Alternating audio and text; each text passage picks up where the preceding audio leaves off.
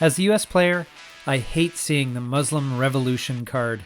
It has the ability to undo a lot of hard work in the Middle East, especially if it comes up multiple times.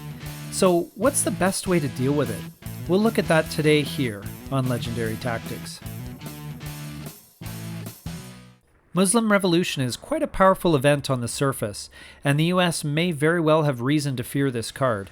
It is one of many event cards that put a lot of pressure on the American player to maintain a foothold in the Middle East. But is it as bad as it first appears? Let's take a more in-depth examination of it now. First off, the event. Muslim Revolution is a 4-op mid-war Soviet event card. Playing the event allows the USSR to remove all US influence in 2 of any of the following countries: Sudan, Iran, Iraq, Egypt, Libya, Saudi Arabia, Syria, Jordan. In other words, most of the Middle East.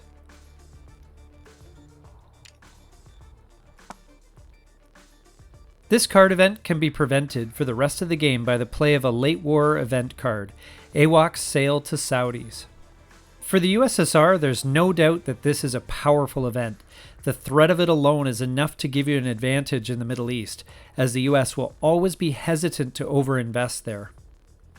But if the opportunity arises to use this event's effect, there are some things you should look for. First of all, look for the opportunity to cancel out big operations point investments.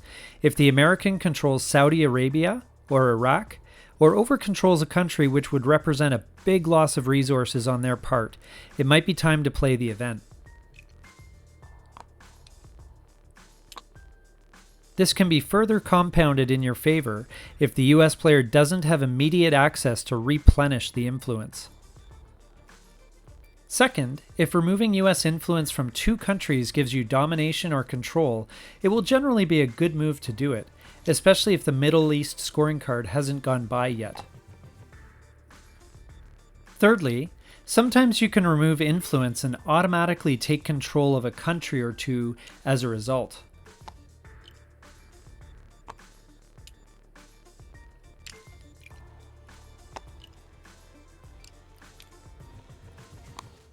If you have the opportunity to grab 1 or 2 battlegrounds this way, it will likely be worthwhile. And last, if you can remove American access to the Middle East, this is likely a great play. For example, if the US has lost the Arab-Israeli war and hasn't invested in Lebanon, a play of Muslim Revolution can eliminate the American from the region entirely.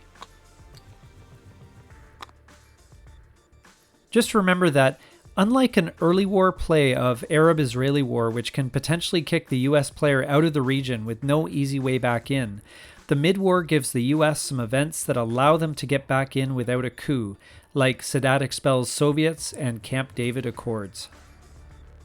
Otherwise, if these options aren't attractive or effective, feel free to play this card for the ops.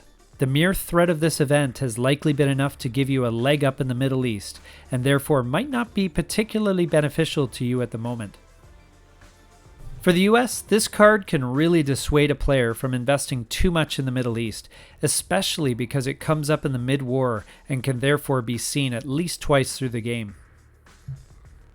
If you get it in hand, be glad, as you can easily send it to space. Or, if your position in the Middle East is limited to Israel and a spare influence or 2, you can afford to take the 4 operations points and let the event happen.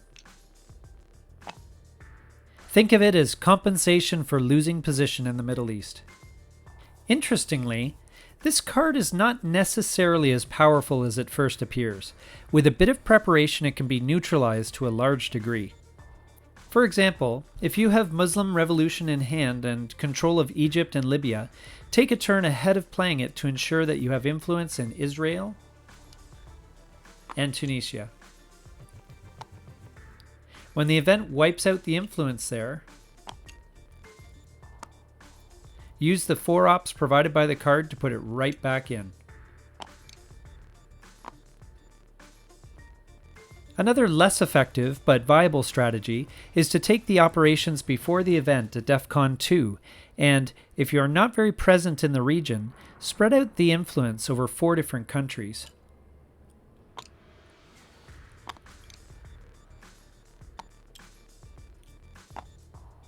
This effectively gives your opponent too many targets, and as your influence is too diffuse, it therefore weakens the event greatly. Remember that Israel, Gulf states, and Lebanon are the only countries in the region that are not affected by this event. In fact, throughout the entire game of Twilight Struggle, the American player needs to keep in mind that Israel and to some extent Lebanon are the key states for the US in the Middle East. Unfortunately, the Gulf states is too expensive and hard to access to be useful to the Americans.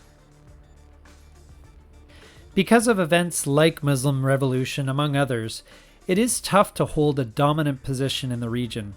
But Israel and Lebanon will at least allow you to hold a position, even if it is only presence.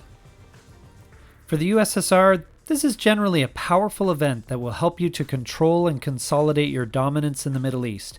In the rare instance when the event isn't helpful, enjoy the 4 operations points provided. For the US player, this is never a card you like to see. Consider spacing it as first priority, or otherwise setting things up in such a way that you mitigate its effects before the event triggers.